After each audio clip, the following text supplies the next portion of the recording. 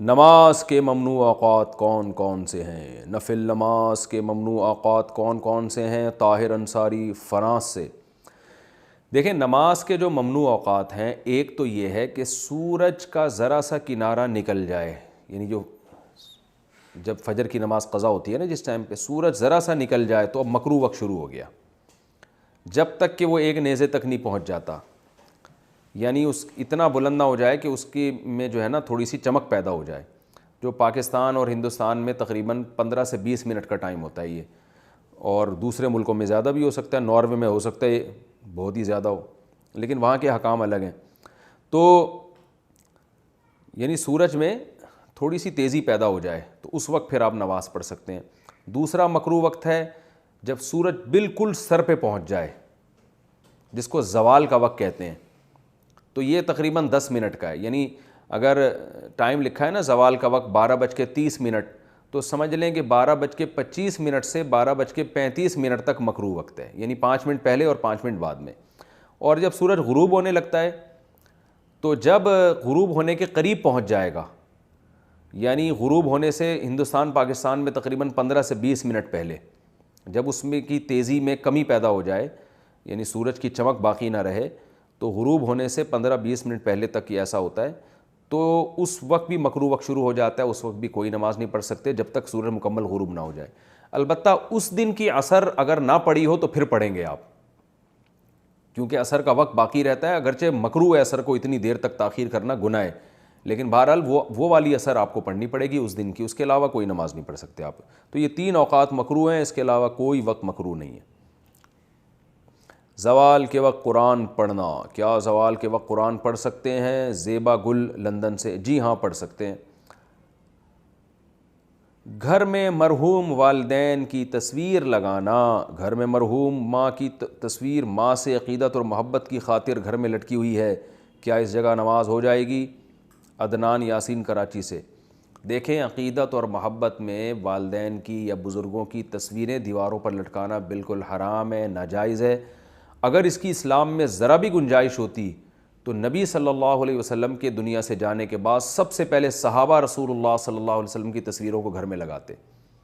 تو عقیدت محبت میں کسی کی تصویر بھی آپ کو گھر میں لگانے کی، لٹکانے کی قطعاً اجازت نہیں ہے، البم میں رکھنے کی بھی اجازت نہیں ہے، یادگار کے طور پہ میرے ابا، میرے ماموں، میرے چاچا البم میں، یہ صرف گنجائش بہت سے علماء نے جو دی ہے ڈیجیٹل تصویر کی دی ہے، جب تک وہ ڈیجیٹل فارم میں ہو، یعنی موبائل میں یا ٹیلی ویژن کی اسکرین پہ یا اس کی کمپیوٹر کی اسکرین پہ ڈیجیٹل فارم میں۔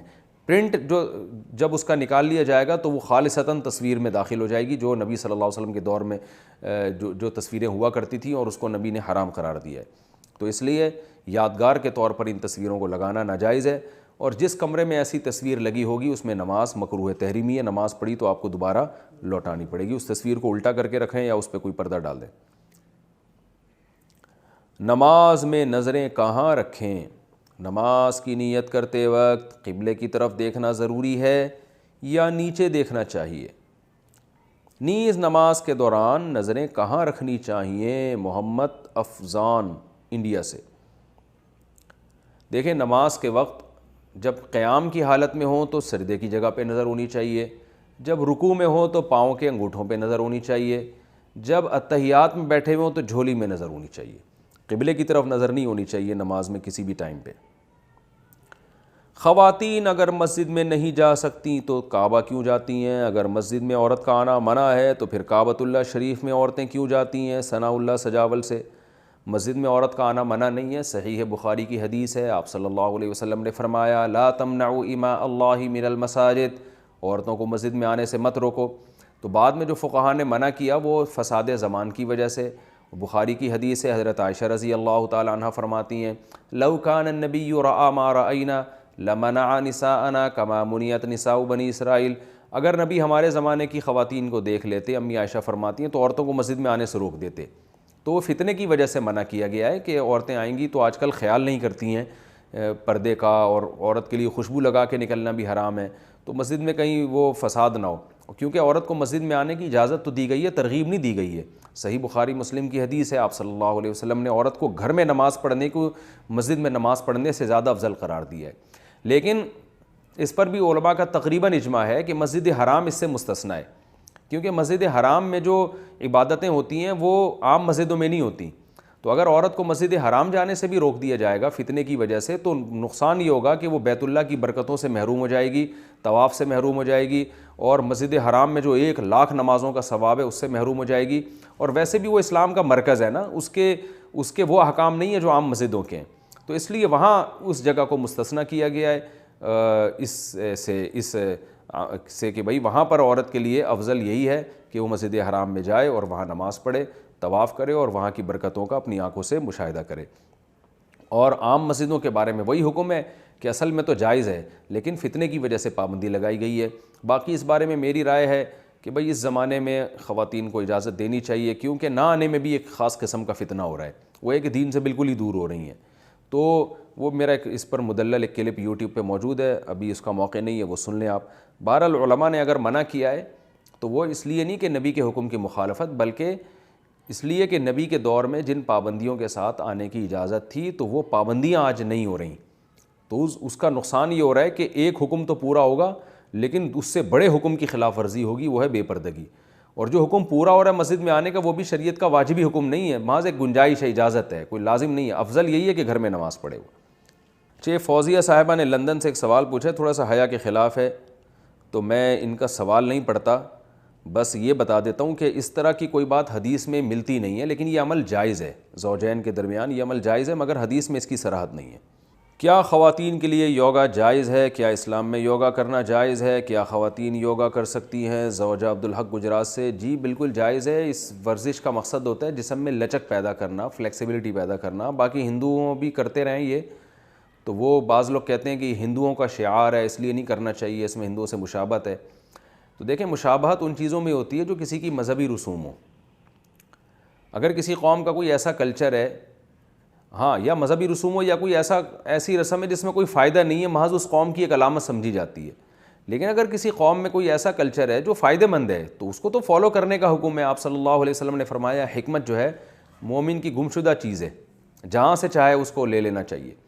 تو اگر یہ اس ایکسرسائز میں باڈی کو فائدہ ہو رہا ہے, جیسے کہ ہوتا ہے, ماہرین یہ کہتے ہیں, تو اس کے کرنے میں کوئی حرج نہیں ہے. خواتین بھی کر سکتی ہیں, مرد بھی کر سکتے ہیں. اور لیکن خواتین کو یہ ضروری ہے کہ پردے کا اہتمام کریں.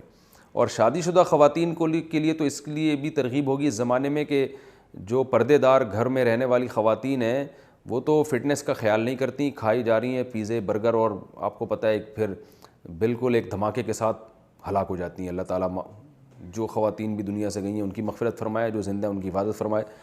پھر وہ مردوں کی توجہ جو ہے نا, جب وہ دیکھتے ہیں گھر میں اپنی بیگم کی یہ حالت دیکھتے ہیں, کوئی فٹنس کی طرف توجہ ہی نہیں ہے, تو پھر وہ ادھر ادھر منہ مارتے ہیں اور وہ پھر فنکاروں اداکاروں پہ مرتے ہیں. تو اس لیے عورت کی, شادی شدہ عورت کو حکم ہے کہ اپنے شوہر کے لیے زینت اختیار کرے. تو اس زینت میں یہ بھی ہے کہ فزیکل فٹنس کا بھی خیال کرے. تو اگر پردے کی پابندی کے ساتھ یہ چیز کر سکتی ہے تو کریں, لیکن اگر پردے کی پابندی نہیں ہو سکتی تو پھر جائز نہیں ہے, کیونکہ پردے کا حکم پہلے. دوسری بات یہ کہ اس طرح کے کسی ایکسرسائز کے سینٹر میں ایڈمیشن لے لینا, خواتین ایڈمیشن بھی لے لیتی ہیں, تو اس میں اس بات کا خیال کرنا چاہیے کہ آج کل ہر خاتون کے پاس موبائل ہوتا ہے. بعض دفعہ اس طرح کی تصویریں کسی جو ہے نا خواتین شرارت کرتی ہیں, وہ کسی باپردہ عورت کی تصویریں لے لیتی ہیں. تو کسی ایسے کلب کو جوائن کریں جو یوگا سیکھنے کے لیے, جس میں اس بات کا اہتمام ہو کہ کیمرے والا موبائل اندر لے جانے کی اجازت نہ ہو. ایسے بہت سارے واقعات سامنے آئے ہیں باپردہ خواتین کے کہ کسی نے تصویر لے لی, اپنے شوہر کو دکھا رہی ہیں یا انٹرنیٹ پہ ڈال دی. تو اس کا بہت خیال ہونا چاہیے. اس لیے بہتر یہی ہے, باپردہ خواتین کے لیے بہتر یہی ہے کہ گھر میں کسی ٹیچر کو بلائیں, کسی ٹرینر کو بلائیں. اگر یوگا سیکھنا ہے تو گھر کے اندر سیکھیں, یہ ان کے لیے اس زمانے میں زیادہ بہتر ہے.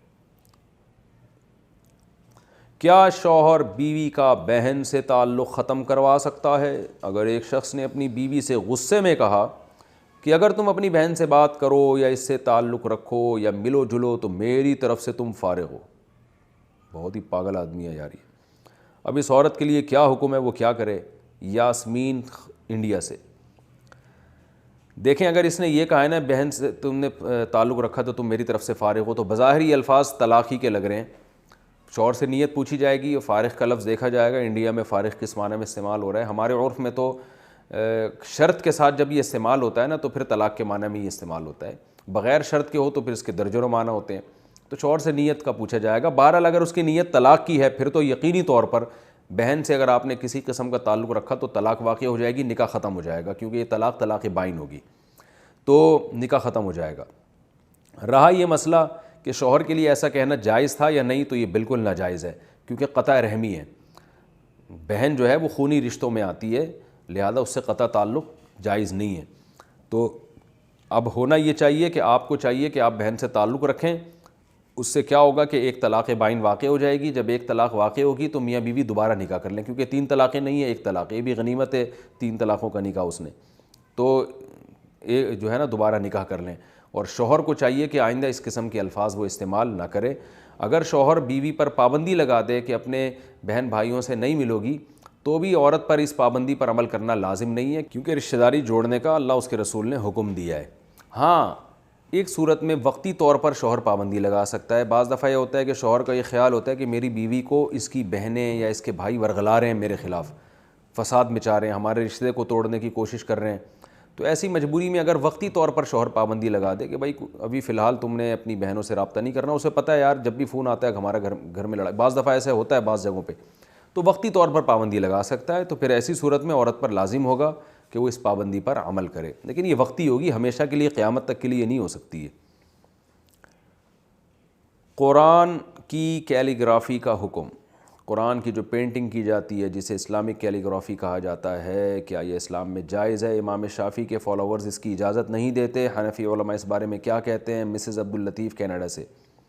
دیکھیں مجھے نہیں پتہ اس بارے میں امام شافعی کا کیا قول ہے, میں نے اس بارے میں ریسرچ نہیں کی ہے, لیکن جمہور علماء اس کو جائز سمجھتے ہیں, کیونکہ قرآن کی آیات کو خوبصورت انداز سے پینٹنگ میں لکھا جاتا ہے, اس سے قرآن کی اور تعظیم ہوتی ہے.